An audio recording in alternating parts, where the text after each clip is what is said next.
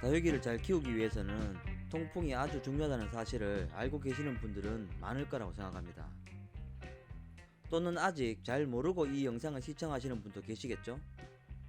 이 영상을 끝까지 시청하시면 통풍이 왜 필요한지에 대한 정확한 이유와 어떻게 통풍을 시켜줘야 하는지에 대한 방법을 확실히 아실 수 있을 겁니다. 다육식물 통풍 설명은 이 영상 하나로 완벽히 개념 정리해 드리겠습니다. 많은 분들이 통풍은 바람이라고 생각하기 때문에 다육이에게 바람이 많이 불면 무조건 좋다고 생각하기 쉽습니다. 하지만 이 말은 반은 맞고 반은 틀립니다.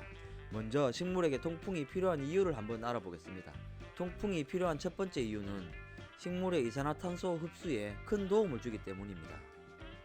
식물은 광합성을 할 때 이산화탄소가 필요합니다. 공기 중에 있는 이산화탄소를 먹고 광합성의 결과로 산소를 배출합니다. 하지만 식물이 배출한 산소는 바람이 없다면 잎 주변에 가만히 머물러 있게 됩니다. 계속해서 이산화탄소를 흡수하고 나면 잎 주변에는 산소만 가득하게 되겠죠? 잎 주변에 식물이 흡수할 이산화탄소가 부족해지게 되면 광합성의 양이 줄어들게 되는 겁니다. 그래서 잎 주변에 머물러 있는 산소를 날려보내고 이산화탄소를 채워줘야만 합니다. 이것이 통풍이 필요한 첫 번째 이유입니다. 통풍이 필요한 두 번째 이유는 습도 조절을 위해서입니다. 식물은 광합성을 하면서 증상작용이라는 것을 같이 합니다.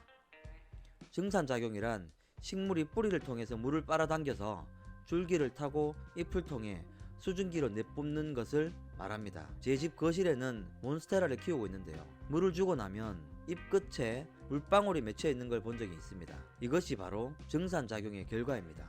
다육식물은 물을 저장하는 습성을 갖고 있기 때문에 증산작용을 눈으로 확인하기는 어렵습니다. 증산작용이란 수증기가 잎으로 배출되면 식물의 잎 주변에는 습도가 올라가게 됩니다. 다육이 위로 물을 주었을 때도 잎 주변에는 물기가 가득합니다. 만약 공기의 흐름이 없다면 잎 주변에는 습한 막이 생기게 되고 이 막으로 인해 습도가 올라갑니다. 만약 습도가 100%까지 올라가면 잎은 기공을 닫아버리게 되고 증산량은 감소합니다. 건조한 환경을 좋아하는 다육이는 바람으로 습도를 낮춰주는 것이 더욱더 중요해지겠죠.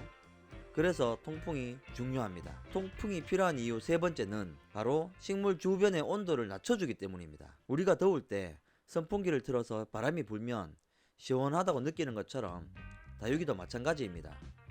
다육이도 시원한 온도일 때 광합성을 더 잘하고 예뻐지기 때문에 더울 때는 바람으로 온도를 낮춰줄 필요가 있습니다. 통풍이 필요한 네 번째 이유는 웃자람을 방지해주기 때문입니다. 식물 또한 생명체라 그런지 자꾸 건드리거나 많이 움직이게 하면 스트레스를 받습니다. 그래서 바람이 식물을 흔들어주면 식물은 스트레스를 받게 되고 바람이 주는 그 스트레스로 인해 짧고 굵고 단단하게 자랍니다. 거실이나 방 안에서 다육이를 키우면 웃자라는 이유는 햇빛이 부족해서도 맞고 따뜻해서도 맞지만 통풍이 부족하기 때문입니다. 나는 죽어도 다육이를 TV 거실장에 놓고 키우고 싶다 하시는 분들은 선풍기라도 틀어보세요. 햇빛이 없어서 어느 정도는 웃자랄 수밖에 없지만 그래도 덜 웃자랍니다. 자, 지금까지 통풍이 필요한 이유에 대해서 알아봤습니다. 그럼 통풍은 어떻게 해주는 것이 좋을까요? 그것은 바로 환기입니다. 가능한 창문을 활짝 열어서 외부의 공기와 내부의 공기가 순환이 되도록 해주는 것입니다. 다육이에게 통풍은 바깥의 신선한 공기를 마시게 해주기 위한 것만은 아닙니다. 중요한 것은 공기의 순환입니다. 순환을 통한 공기의 흐름이 생기면 그것이 바로 다육이에게 필요한 통풍입니다. 하지만 환기만으로는 부족할 때가 있습니다. 특히 여름에는 모든 창문을 열어도 공기의 흐름이 잘 일어나지 않아 더 덥게 느껴집니다. 그럴 때는 선풍기나 서큘레이터를 사용해서 공기의 순환을 유도해 줘야 합니다.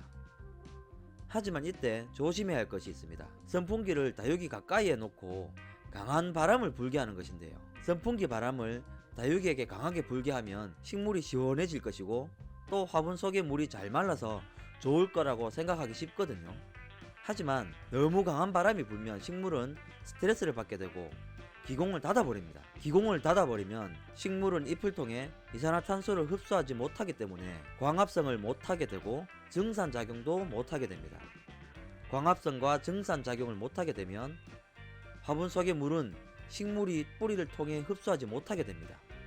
그러면 흙은 계속 젖어 있게 되고 오히려 뿌리가 썩게 되어 과습의 원인이 됩니다. 한 가지 참고로 말씀드리자면 선풍기 바람으로 화분 속의 물을 마르게 할 수 있는 것도 아닙니다. 강한 선풍기 바람으로 잎에 묻어있는 물이나 화분 윗부분에 겉으로 드러난 물이 마르는 것 정도는 가능하겠지만 바람이 흙 속으로 들어갈 수 있는 것은 아니거든요. 꼭 명심하셔야 합니다. 화분 속의 물은 마르는 것, 즉 증발해서 없어지는 것이 아니라 다육식물이 뿌리를 통해 흡수하기 때문에 없어지는 것입니다. 햇빛이 강할수록 날씨가 따뜻하고 맑을수록 바람이 불어 통풍이 잘 될수록 물은 마르는 것이 아니라 식물의 증산작용이 활발해져서 흙 속의 물을 더 빨리 수증기로 배출할 수 있는 것입니다. 많은 사람들이 화분이 마른다는 표현을 자주 쓰기 때문에 정말로 물이 증발한다고 잘못 이해하고 계시는 분들이 많은 것 같습니다.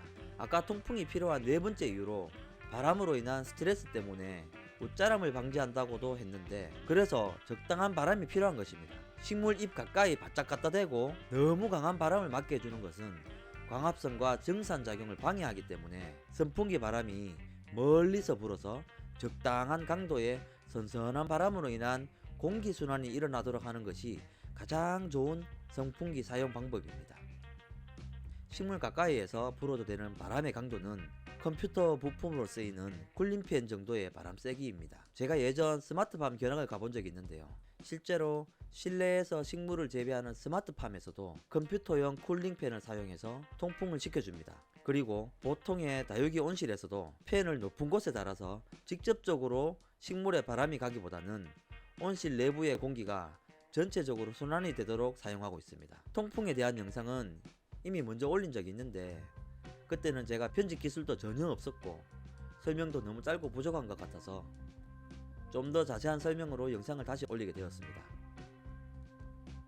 끝까지 영상 시청해 주셨다면 좋댓구 감사합니다. 자, 오늘 요까이 끝!